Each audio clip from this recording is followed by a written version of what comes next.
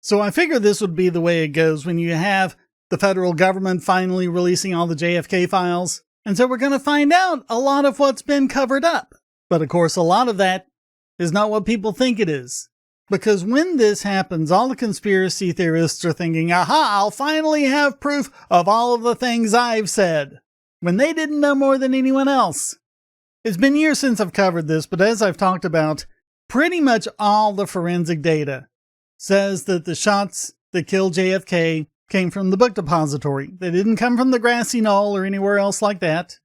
And when you do manage to convince them of that, they say, yeah, but that doesn't mean it was Oswald. That doesn't mean it was acting alone. But the fact of the matter is, when you have a government cover-up, almost always what they're covering up is their own incompetence. And that's what we're seeing here as detailed in this Matt Margolis article here in PJ Media. He says the Kennedy assassination has haunted the American psyche for over 6 decades, shrouded in a fog of official denials, half-truths, and outright lies. And I mean, that's the sort of thing that just fuels conspiracy theories, especially when it's about something big and important and tragic like the JFK assassination or 9/11 or whatever. And people fill in the blanks with whatever kind of conspiracy they want, when the truth is usually so much simpler. Because most of what the government does is bungle things, and so most of what they're going to be covering up is their own bungling. So he's referring to an Axios report, which I've read, but I think this article does a better job of making the real issues come across. The Axios article goes into more details if you want to check that out. For the first time since President Kennedy's assassination nearly 62 years ago, the CIA has tacitly admitted that an officer specializing in psychological warfare ran an operation that came into contact with Lee Harvey Oswald before the Dallas killing. And this is a guy named Officer George Joanides. I have no idea how to pronounce that. I'm going to go with Joanides.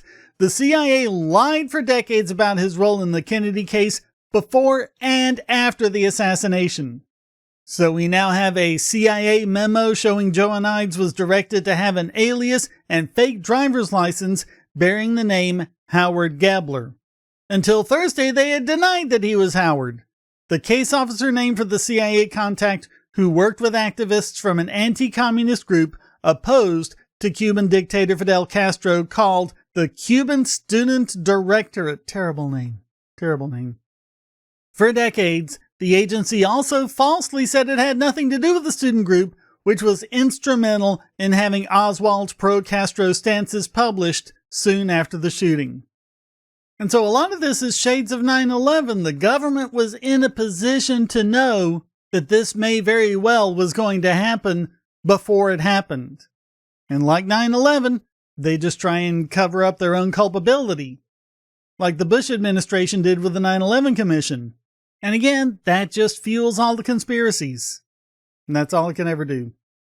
So the new evidence doesn't show that Joanides or the CIA ordered a hit on Kennedy, but it does reveal a level of incompetence and subsequent cover-up that's breathtaking even by Washington standards. The CIA was warned repeatedly about Oswald. They had every reason to know he was a dangerous, unstable man with deep communist ties and a penchant for violence. They watched him, they interacted with him, and then they utterly failed to connect the dots. After the fact, they did what bureaucracies always do.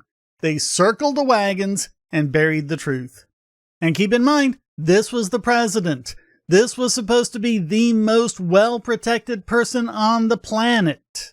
And this is bad. This is bad for everything the government wants you to believe. Because if they can't even protect the president from one lone nut with a gun, how can they protect you? That's the thought they don't want you to have. After Kennedy was killed, Joanides was appointed as the CIA's liaison to the House Select Committee on Assassinations. Oh, lovely. Instead of coming clean, he and the agency's stonewalled investigators slow-walked the release of records and outright lied about his involvement. The committee's chief counsel was told there was no Howard and no CIA connection to the Cuban Student Directorate. That was a bald-faced lie, and the agency knew it. For his efforts in deceiving Congress and the American people, Joe Anines was later awarded the CIA's Career Intelligence Medal. That's how the swamp rewards its own. The new documents don't answer every question, and they probably never will. But they do confirm what many of us have suspected all along. The CIA had Oswald in its sights, failed to act, and then spent decades covering its tracks. The Kennedy assassination may never be fully solved, but with each new revelation, the myth of government innocence crumbles further. The American people deserve the truth, no matter how damning it may be. And the truth is, government is not only incompetent, it's incompetent and dishonest. You can never rely on it to get it right, but you can always rely on it to cover its tracks. And I think that's the big lesson here. Whether it's with JFK, or whether it's with 9/11, or whether it's just with whatever policy they're hawking at the moment. It's not going to work, it's never going to work, and all they're ever going to do is try to manipulate things to cover up for that fact. Every time a politician speaks, remember that. Thank you so very much for watching. Comments for the Common God, shares for the Share Throne. Please hit like, subscribe, and the bell. And of course, donate.bogosity.tv keeps me doing what I do, either with one-time donations or with regular support, Patreon, Subscribestar, or Discord. Get these videos early and ad-free, AMAs, live streams. Please check that out. Thanks again, and until next time, stay strong and be free.